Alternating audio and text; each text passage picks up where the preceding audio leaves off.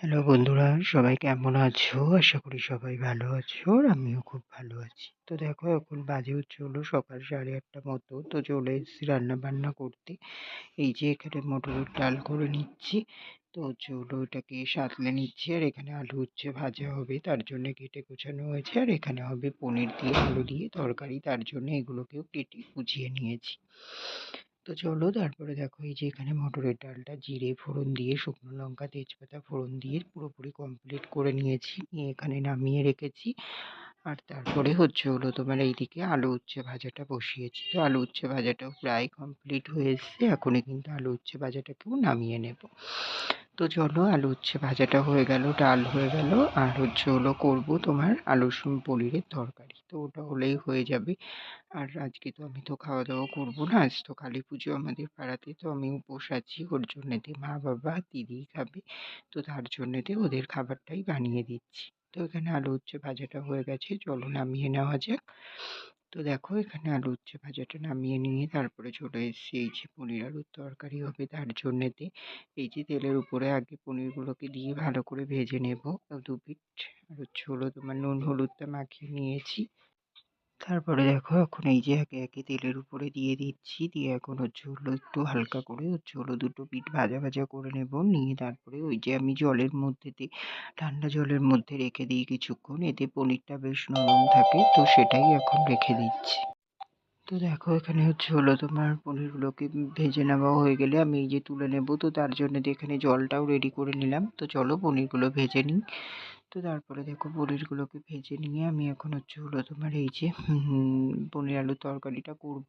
তো তার জন্য এইদিকে দেখতেই পাচ্ছ পনিরগুলোকে ভেজে আমি কিন্তু জলের মধ্যে রেখে দিয়েছি ওগুলোকে ঠান্ডা হওয়ার জন্যে। তো তারপরে দেখো এদিকে কড়াইতে তেল গরম করে নিলাম, নিয়ে হচ্ছে হলো তোমার দিয়ে দিলাম জিরে শুকনো লঙ্কা তেজপাতা, এগুলোকে এখন একটু ভালো করে ভাজা ভাজা করে নেব। নিয়ে এর মধ্যে আমি হচ্ছে হলো তোমার আলুগুলোকে অ্যাড করব, করে হচ্ছে হলো বেশ ভালো করে ভাজা ভাজা করে নেব।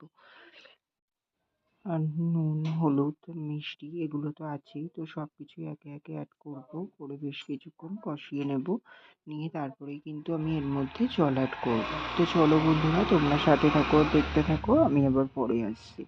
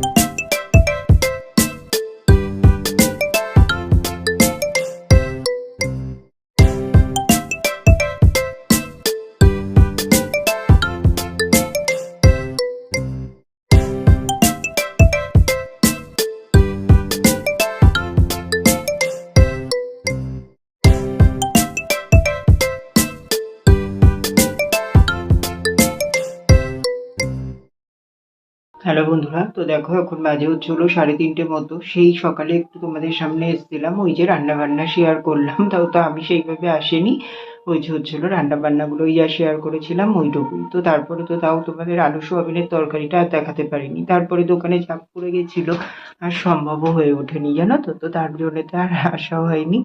তো যাই হোক হচ্ছে হলো তোমার ওই লাস্টে আলু সোয়াবিনের তরকারিটা করে নিয়েছিলাম। নিয়ে তারপরে হচ্ছে হলো তোমার আজকে তো আর খাওয়া দাওয়ার ব্যাপার নেই, তোমরা জানোই যে হচ্ছে হলো তোমার আজকে কালী পুজো, তো উপোসে আছি। ওর জন্যতে আজকে তো সারাদিনই কিছু খাওয়া দাওয়া করবো না, তো এমনকি জলও না।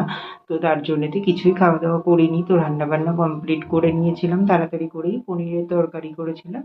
তো ওর জন্যতে তাড়াতাড়ি হয়ে গেছিলো, তো আজকেও তো বাজার টাজারের কোনো ব্যাপার ছিল না, ওর জন্যতে তাড়াতাড়ি হয়ে গেছিলো। তো সব কিছু কমপ্লিট করে নিয়ে দোকানে চলে গেছি। হচ্ছে হলো তখন বাজে কটা, 9:30 কি হার্ডলি 10টা হবে। সব কিছু করে কমপ্লিট করে দোকানে চলে গেছিলাম, তারপরে পুরো কন্টিনিউ দোকান করলাম। আর দোকানেও চাপ ছিল আজকে, যেহেতু হচ্ছে হলো তোমার পাড়াতে পুজো, তো সবাই কম বেশি জিনিসপত্র নিতে আসছে ওর জন্যেতে। তো হচ্ছে হলো তোমার সব কিছু দোকানদারি কমপ্লিট করে তারপরে 1:30টার দিকে দোকান বন্ধ করলাম, দোকান বন্ধ করে গেলাম বাজারে। তো দাদাও গেছিল, দাদার একটু পোস্ট অফিসে দরকার ছিল, ও পোস্ট অফিসে গেছিল, আর আমারও কিছু মাল নেওয়ার ছিল, তো মালটা নিয়ে আসলাম। তারপরে হচ্ছে হলো তোমার ওই নৌকা আশ্রানোর ব্যাপার আছে, নৌকা আশ্রয়ে আসলাম। এসব করে তারপরে চান করলাম, একেবারে চান করে নিয়ে ফ্রেশ হয়ে নিয়ে তারপরে ঠাকুরকে পুজো দিলাম। ঠাকুরকে পুজো দিয়ে নিয়ে তারপরে এই যে এখনই বসলাম, এখনই টাইম পেলাম, তাই ভাবলাম যে একটু তোমাদের সামনে থেকে ঘুরে যাই। আর ওই যে হলো তোমার বক্সে গান চলছে, তোমরা আওয়াজ পাচ্ছ হয়তো। আমাদের বাড়ি তো মানে হচ্ছে হলো রাস্তার অপর যে পিঠে একটা বাড়ি, তারপরেই মাঠ, ঠিক আছে, তো ওখানেই পুজো হচ্ছে। তো তার জন্যেতে হচ্ছে হলো তোমার একদম পুরো মানে আমাদের বাড়ির সামনেই বলতে পারো। তো রাতে তো যাবো, এখন তো আর যাবো না, এখন অনেকে যারা উপসীরা থাকে মাঠে অনেক কাজ থাকে পুজোর ঠাকুরের গোছানো, তো করে, আমাদের তো আর হয়ে ওঠে না। তো এই যে দেখো এখন সবকিছু করে কমপ্লিট করে উঠলাম, প্রায় 3:30-টের উপরে 4টে বাজতে যায়। তো এখন একটুখানি রেস্ট নিই, সারা রাত তো জাগা হবে, শোয়া টোয়া হবে না, আর আমার তো শরীরে রেস্ট নেই, তোমরা জানোই।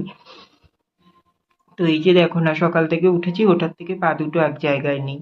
তো সব কাজই করতে হচ্ছে, রান্না বান্না করলাম, সব দোকান সামলাচ্ছি, সবই করতে হচ্ছে, ইভেন এখনো রাতেও কাজ আছে। তো এইসব করে কালকেও তো সারাদিন শোয়ার মানে টাইম পাবো না, সেই কালকে রাতে গিয়ে শুতে শুতে, বুঝতে পারছো।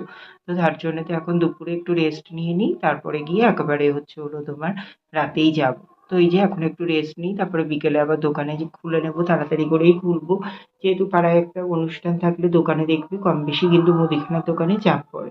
তো সেই হিসাবেই দোকানটাও তাড়াতাড়ি খুলে নিতে হবে, তাই এখন একটু রেস্ট নিয়ে তারপরে বিকেলে দোকান খুলে একেবারে রাতে এসে তারপরে একেবারে মাঠে যাবো। ওই ঠাকুর আনতে যাই যখন, তখনই আমি দোকান বন্ধ করি বেসিক্যালি। এসে তারপরে গুছিয়ে টুছিয়ে নিয়ে মাঠে যাই, ঠিক আছে। তো চলো তোমাদের সঙ্গেও স্টেপ বাই স্টেপ যতটুকু পারবো শেয়ার করবো। তো চলো এখন একটু রেস্ট নিয়ে নিই, আবার পরে আসছি, ঠিক আছে। বন্ধুরা, তো দেখো এখন বাজে হচ্ছে হলো 5টার মতো। তো এই যে আমি তো রেস্ট নিলাম, শুলাম, ঘুম একটুও হয়নি, ওই সোয়াই সার। তাও শরীরটা একটু তো রেস্ট পেলো, তারপরে উঠলাম, উঠে ফ্রেশ হয়ে এই যে রেডিও নিয়েছি, এই যে গেঞ্জিটা আর এই যে প্যান্টটা পরলাম। তো এগুলো সবই ধোয়া কাচা আর নতুনই, তো তার জন্য এগুলোই পরে নিলাম। তো চলো এবার দোকানে যাওয়া যাক, গিয়ে দোকান খুলবো, দোকানের মাল গুছাবো, দোকানেই থাকবো, আবার ওই ঠাকুর আনতে বেরোবে যখন, তখনই দোকান বন্ধ করে ঘরে এসে রেডি হবো। আশা করছি আবার তোমাদের সঙ্গে তখনই দেখা করতে পারবো, ঠিক আছে। তো চলো আবার পরে আসছি। হ্যালো বন্ধুরা, তো দেখো এখন বাজে হচ্ছে হলো রাত্রি 9:30 মতো। তো এখনই তোমাদের সামনে আসলাম, সেই তো বলেছিলাম যে রাতেই একেবারে আসবো, তো রাতেই চলে এসেছি তোমাদের সামনে। তো এই যে 9টা অবধি কিন্তু দোকান কন্টিনিউ করে আসলাম, করে এসে তারপরে এই যে বেরোনো হয় না, কি বলতো, দোকানে আজকের দিনে বেচা কেনাও হয়, তো করছিলাম, তারপরে একবার চলে এসেছি, আবারও কাস্টমার এসেছিল, আবার গিয়ে ঘুরে দিয়ে আসলাম। দিয়ে এসে তারপরে হচ্ছে হলো তোমার একটা আর্জেন্ট ফোন ছিল, সেখানে করে প্রায় 15-20 মিনিট মতো কথা বললাম, তারপরে এই যে রেডি হলাম।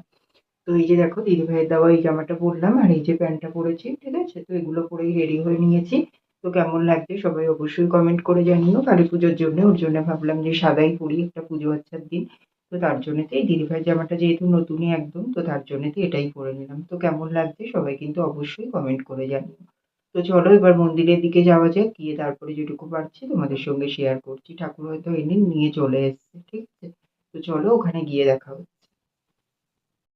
তো দেখো বন্ধুরা, আমি এই যে মন্দিরে চলে এসেছি, আর এই যে জোড়া মা দেখতে পাচ্ছ এখানে আসনে বসে গেছে, আর অলরেডি পুজোও শুরু হয়ে গেছে। তো দেখেছো কত উপসী, আর এই দিকটাই করে কিন্তু আমরা বসেছিলাম, আমরা বন্ধুরা মিলে। আর এইদিকে ছিল আরো উপসী, দেখেছো আমাদের পাড়ায় কিন্তু অনেক অনেক উপসী হয়, জানো তো। সবাই হচ্ছে হলো তোমার খুব মানে মন থেকেই মার কাছে উপোস করে।